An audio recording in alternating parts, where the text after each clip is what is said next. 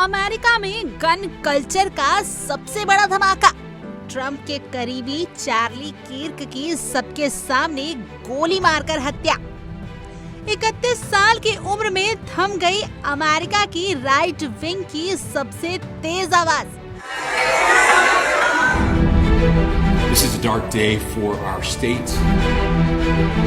It's a tragic day for our nation. America से इस वक्त की सबसे बड़ी खबर आई है जिसने पूरे राजनीतिक माहौल को झकझोर कर रख दिया है।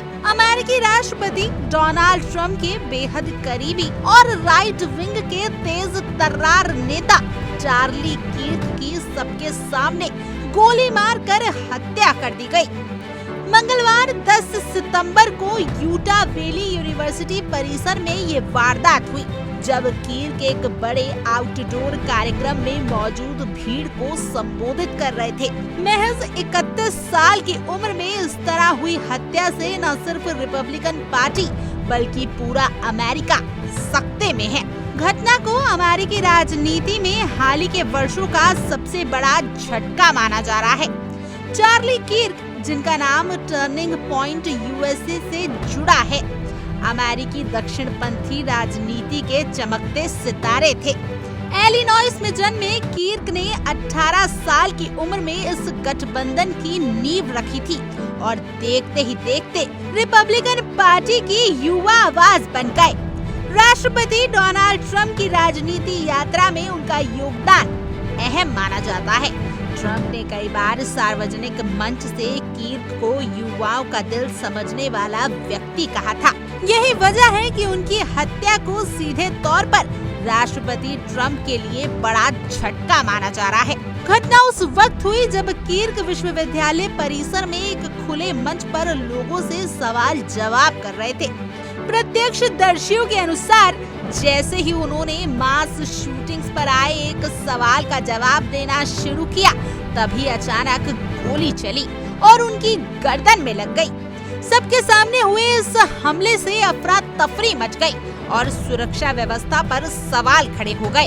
उन्हें तुरंत अस्पताल ले जाया गया, लेकिन वहां डॉक्टरों ने मृत घोषित कर दिया। Utah department of Republic safety ने पुष्टि की है कि एक ही गोली चली और किर्क ही अकेले शिकार थे। इसके बाद विश्वविद्यालय को खाली करा दिया गया और कक्षाएं अनिश्चित काल के लिए रद्द कर दी गई।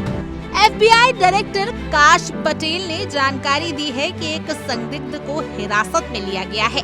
हालांकि कुछ अधिकारियों का कहना है कि हमलावर फरार है।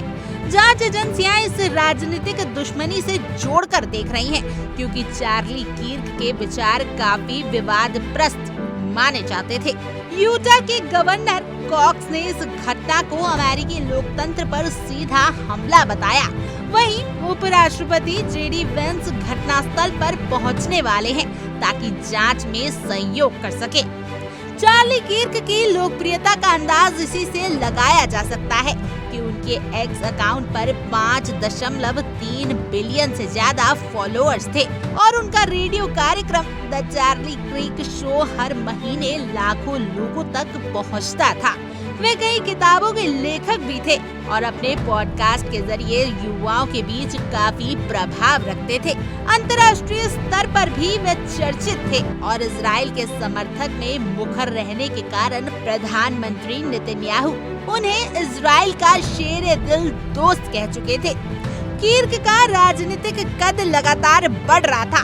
साल 2024 के राष्ट्रपति चुनाव में ट्रंप की जीत के लिए युवा मतदाताओं तक पहुंच बनाने में उन्होंने बड़ी भूमिका निभाई थी।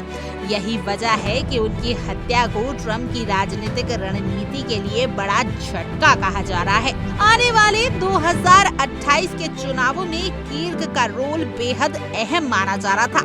अब टर्निंग पॉइंट यूएसए को अपने संस्थापक के बिना आगे बढ़ना होगा, जो रिपब्लिकन पार्टी के लिए मुश्किल चुनौती साबित हो सकती है। I've been in touch with President Trump, with FBI Director Kash Patel. We are completely aligned with our state and federal partners as we work through this case. Now, this is a dark day for our state. It's a tragic day for our nation. And I want to be very clear that this is a political assassination. Charlie Kirk अपने पीछे पत्नी areca, जो पूर्व miss Arizona US से रह चुकी हैं, और 2 छोटे बच्चों को छोड़ गए हैं। उनकी अचानक मौत से ट्रंप प्रशासन में शोक की लहर है। राष्ट्रपति डोनाल्ड ट्रंप ने अपने करीबी सहयोगी को खोने पर गहरा दुख व्यक्त किया है और कहा कि युवाओं के दिल को चार्ली से बेहतर कोई नहीं समझ सकता था।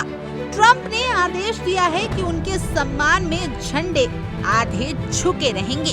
खैर, आपको बता दें कि अमेरिका में गन कल्चर को लेकर लगातार उठते सवालों के बीच ये घटना फिर से सुरक्षा व्यवस्था और राजनीतिक हिंसा पर बहस छेड़ सकती है। लेकिन फिलहाल ये साफ है कि 31 वर्षीय चार्ली किर्क की हत्या से रिपब्लिकन पार्टी और खुद राष्ट्रपति ट्रंप की राजनीतिक यात्रा को गहरी चोट पहुंची है।